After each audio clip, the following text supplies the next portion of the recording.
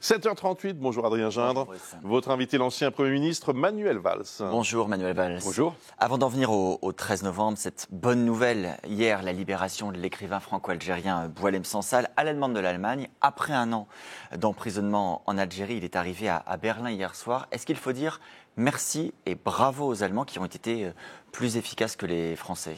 D'abord, il faut se féliciter surtout du retour de Boualem Sansal. Nous avons tous signé des articles, des pétitions, participé à des réunions publiques pour qu'il puisse revenir. Oui, évidemment, il faut remercier tous ceux qui ont contribué à sa libération et évidemment, notamment le président de la République fédérale allemande. Sur la méthode, je voudrais qu'on écoute ce que disaient hier Emmanuel Macron et Sébastien Lecornu. Écoutez.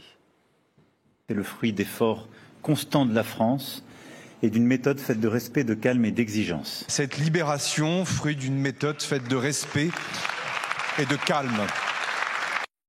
Respect et calme, est-ce que c'est une manière de dire que Bruno Retailleau, qui était au ministère de l'Intérieur il y a peu encore, a eu tort de tenter le bras de fer avec l'Algérie? Très honnêtement, aujourd'hui, moi, je n'ai pas envie de participer à des petites polémiques misérables. C'est-à-dire on a quand même une capacité, nous Français, à transformer une bonne nouvelle, le retour d'un immense écrivain franco-algérien qui a été embastillé par un régime pendant un an.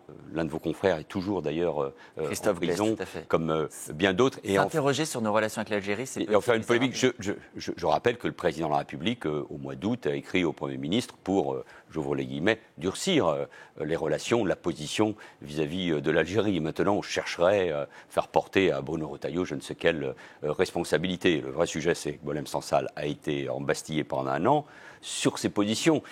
C'est d'ailleurs très paradoxal, d'une certaine manière. Il est libéré la veille de cet anniversaire du 13 novembre. Lui qui, avec son premier grand livre, Le Serment des barbares, avait décrit ce qu'était le processus de l'islamisme dans son pays, l'Algérie. Ça a évidemment beaucoup compté, ce qui s'est passé en Algérie dans les années 90, avec ce que nous avons pu connaître après. Alors venons-en donc à ce 13 novembre, puisqu'il y a 10 ans, on le rappelait, la France frappée par cette vague d'attentats, le Stade de France, les terrasses, le Bataclan. Vous étiez alors Premier ministre. Ça fait partie bien sûr des drames qui marquent la mémoire collective et individuelle de chacun d'entre nous.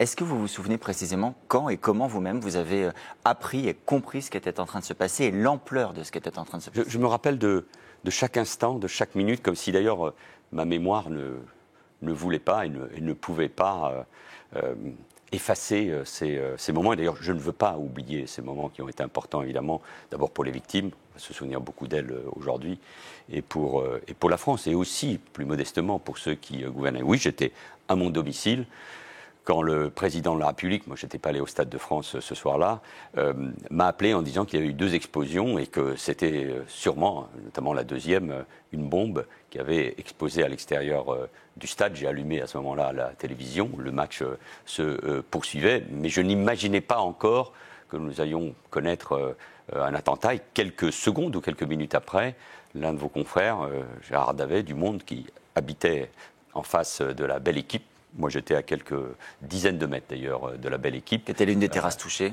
Une des terrasses touchées m'a appelé en disant Manuel, ça tire. À la Kalachnikov, il y a des gens par terre. Et à ce moment-là, j'ai compris, à la seconde, que nous faisions face à cette attaque multisite, sans imaginer l'ampleur, bien évidemment, que nous craignions. Lundi, la directrice générale de la DGSI, Céline Berthon, disait que Salah Abdeslam, qui est le seul survivant du commando du 13 novembre, est, je cite, un individu qui demeure radicalisé. Ce que conteste son avocate, elle dit qu'il y a des éléments qui vont dans le sens inverse. Est-ce que vous croyez à la déradicalisation de Salah Abdeslam, à la déradicalisation des terroristes? En général, concernant l'islamisme, notamment face à des hommes ou des femmes qui ont participé à de tels actes, non, je n'y crois pas, parce que c'est une idéologie nihiliste, de haine. Il n'y a pas de négociation, il n'y a pas un compromis possible. Ils veulent nous détruire. Si on a attaqué la France, ce n'est pas parce qu'on aurait bombardé Mossoul ou Raqqa quelques semaines avant. Non, c'était prévu de longue date, comme on avait attaqué déjà la France au mois de janvier, Charlie, l'Hypercacher, Montrouge, tous ces attentats qui ont marqué ces années. Donc on attaque la France parce que nous sommes la République, une démocratie, à cause de la laïcité, de l'égalité entre les femmes et les hommes. Et d'ailleurs, le 13 novembre, on attaque mode de vie, une civilisation, le plaisir d'être sur une terrasse de café, de partager un verre, d'aller à un concert ou un match de foot. C'est ça qu'on a voulu attaquer. On a voulu terroriser notamment la population et la jeunesse.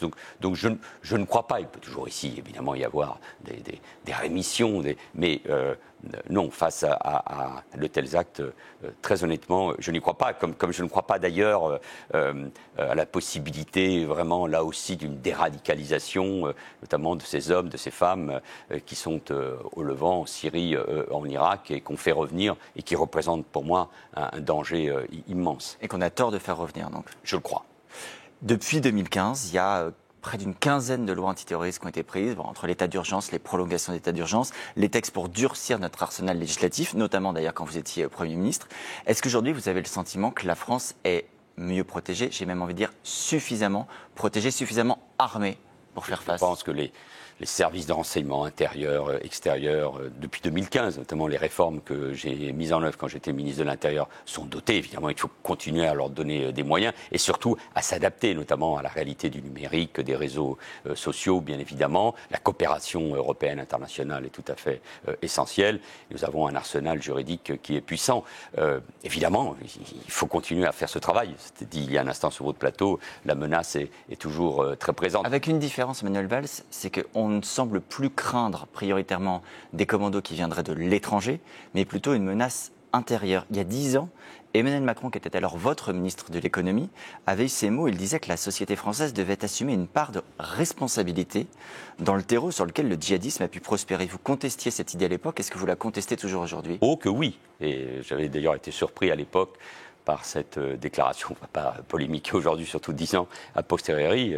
Et j'avais dit comprendre, c'est déjà excuser. C'était une de ces thèses sociologiques qu'il a fort heureusement abandonnées après, quand il est devenu président de la République. Donc c'était une erreur. Ça ne veut pas dire qu'il ne faut pas agir, notamment contre ces phénomènes d'exclusion, mais trouver une explication sociologique, commencer à se dire c'est la situation économique et sociale qui explique ces passages à l'acte, non, je n'y crois pas un seul instant. La menace extérieure, nos services de renseignement le disent, elle est toujours présente. Évidemment, il n'y a plus un califat, mais regardez, l'État islamique cherche à se reconstituer aujourd'hui dans le chaos de la Syrie. Il y a des groupes toujours de l'État islamique en Afghanistan et au Pakistan, même s'ils ont été réduits grâce à une très forte coopération avec notamment le Pakistan. Et puis il y a surtout la situation très inquiétante, un risque là de califat au Sahel, au Mali. Mais vous avez raison, j'ai retrouvé un discours comme ministre de l'Intérieur en présentant la première loi antiterroriste du quinquennat de François Hollande, où au Sénat j'avais parlé d'ennemis extérieure et intérieure. Et évidemment, c'est cette menace, ce qui veut dire, qui est la plus importante, ce qui veut dire que la lutte contre l'islamisme, l'islam politique, les frères musulmans, le salafisme, ça doit être une grande priorité. C'est aussi une lutte politique, éducative, idéologique qui va durer pendant plusieurs années. C'est une affaire de génération. Merci Manuel Valls, merci Adrien Gindre. Le hasard fait